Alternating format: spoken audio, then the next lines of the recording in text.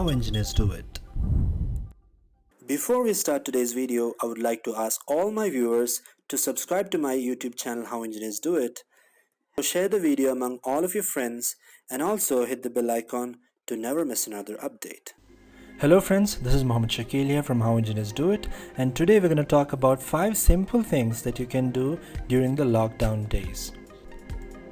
So the first thing which tops on my list is about connecting with your family. So this lockdown days is gonna be a super opportunity for you. Like the first one is good family relationships can make us feel safe and loved and provide a sense of belonging. Often we learn the skills to manage life's difficulties from our family. The idea of feeling connected becomes very reinforcing to all of us, and it contributes to our happiness. It contributes to our mental health, and it also contributes to our physical health. The second thing is about exercise.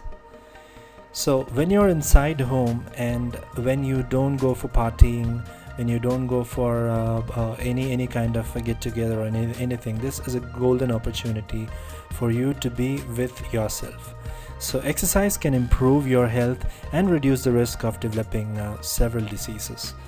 Regular activity can improve your quality of life. It can improve your mood, energy level boost. It can improve your skin. It can help your brain health and memory. Lastly, as I am the person who've been exercising from the past 12 years, what I would like to suggest when you're inside home and if you don't have any dumbbells or any kind of equipment, the least thing that you can do on a daily basis, a normal push-up and an incline push-up. And if you do have a space for you to climb, like in order to do a pull-up, then that'll be great. So these are some simple things, and in India we have a 21 days lockdown which have been announced by our Prime Minister. So 21 days is a good time for you to develop a habit forming activity. The third thing is about to-do board. When you start your day or a day previous, it's important that you have to write down all of the things that you are going to do or you want to do. You have to know, you have to plan, and you have to write down it on a board. So in that, if you have very less number of activities, you can just write it down just like that as a list of things to do. But if you have some more things, it's a good idea to bifurcate them to important and not important. And if you have, let's say if you're working from home, you will be having a couple of things that you have to do for the office and a couple of things that you have to do for your own personal things. Then you can have an official section and a personal section. And if you're having a many number of things on that, you can again have important and not important. And if you are a manager and you have to manage a lot of different activities, so this is called as an Eisenhower matrix. So basically in the Eisenhower matrix, what you do is you write down the things which is urgent and important in the first box over here, and on the second box over here you write down the things which are not urgent and which is very important, and on the third box you write down the things which is not so important but it's urgently required by someone, and on the fourth box you write something which is not important and not urgent. And how to manage it is, this is the box which you are going to execute immediately and by yourself. And here in the third box you give this work to someone, like if you are a manager and you have some reportees, you delegate this work, because even if you don't do it by yourself and if there is anything wrong happening in that, it's okay, because as you can see it's not important. So you delegate that.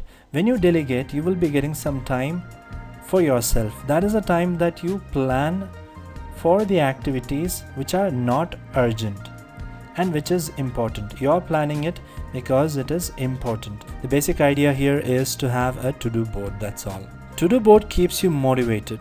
Keep ticking the action points that you have accomplished, and by the end of the day you will have a board which has many ticks on it, and you're gonna feel really good when you look at that board. Now, any pending points that you have not done, which you have planned for the day and you haven't done, you can take it for the next day. So you clean your slate and you make a new to-do board for the next day. Point number 4, learn something new. It is important that we stay active and always hungry for learning something new every day. The job market is changing day by day and we have to stay ahead in what we do. There are some amazing courses on Udemy, so please go check it out. I personally suggest Udemy as their courses are real value for money and they have some amazing downloadable content and some great features like bookmarking and resume features, which are add-ons over taking courses on YouTube. I'm not saying that taking courses on YouTube is bad or something, but I'm just talking about the advantages of doing courses on a site like Udemy, where you also get downloadables and you get a very arranged learning model. Alright, and also sites like Udemy gives you certificates which you can show it to your employer or something like that. The last point number 5, is uplift spiritually. Spirituality is linked to many important aspects of human functioning. Spiritual people have positive relationships, high self-esteem, and are optimistic and have meaning and purpose in their life. Spiritual people are gracious. Expressing gratitude is associated with many positive emotions such as optimism, being generous with time and resources, and overall vitality. Be it any religion that you are following, but every religion asks you to be gracious, to be thankful to your God for giving all the blessings that you have in your life. So when you do that, when you list down the things that you have in your life, and when you thank, you are becoming gracious, and that gracious leads to having positive emotions. Spiritual people are compassionate towards others. Spiritual people flourish. Spiritual people self-actualize. Spiritual individuals strive toward a better life and consider personal growth and fulfillment a central goal.